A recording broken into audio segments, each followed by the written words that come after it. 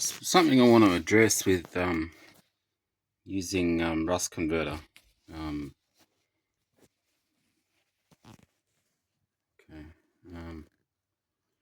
So you can see where it goes black. This is really dried on, and they say, oh, you don't let it dry on, but I'm always mechanically removing it, like I'm always getting rid of it.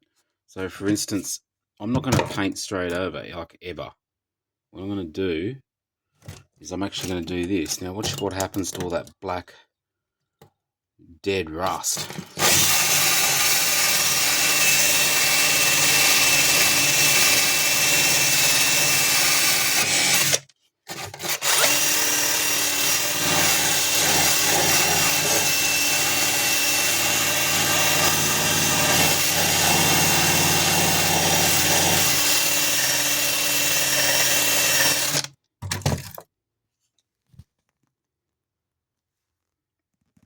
Like,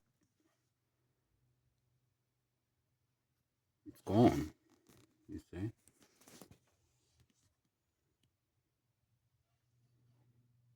It's gone. So what you can do as well,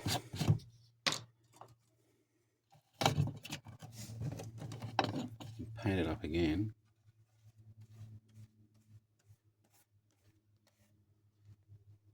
Yeah, there you go. So there's a bit of black there. So it just needs another coat. But it's gotten a lot off. Just whacked some weld on top of there, and there, and there. And took this, that was so badly rusted, that piece. You can buy them new, like $30 a pair or something. So yeah, whatever. That was rusted around there too.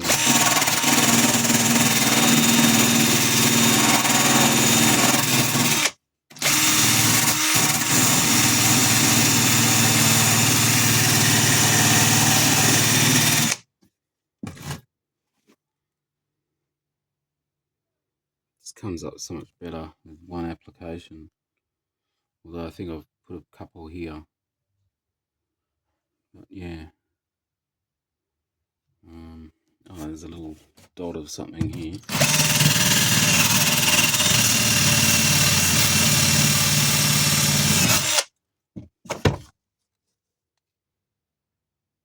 It's quite pitted.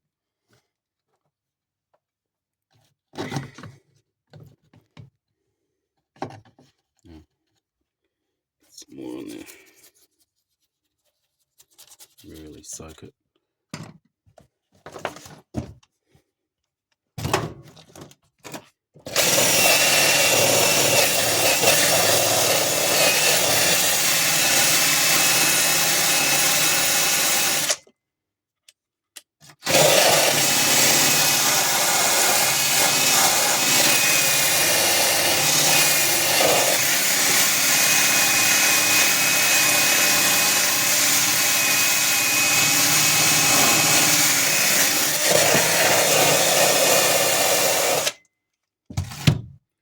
So we've got some more rust converting to do.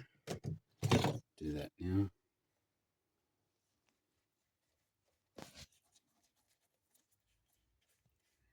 Just instantly go black, you'll see. Yeah, all that black.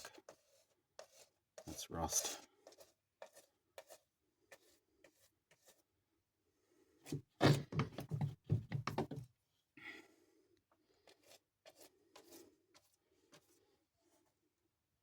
Yeah, so that's active rust.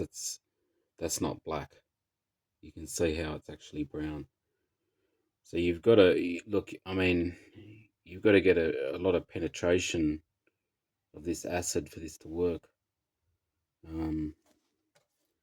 So yeah, multiple applications for really, really stubborn pitted rust. Almost to the point where it's probably better to actually cut that out and replace it. But if I can get that good without pinholes, then fair enough. yeah, it's just a little progress on the left floor pan. Yeah.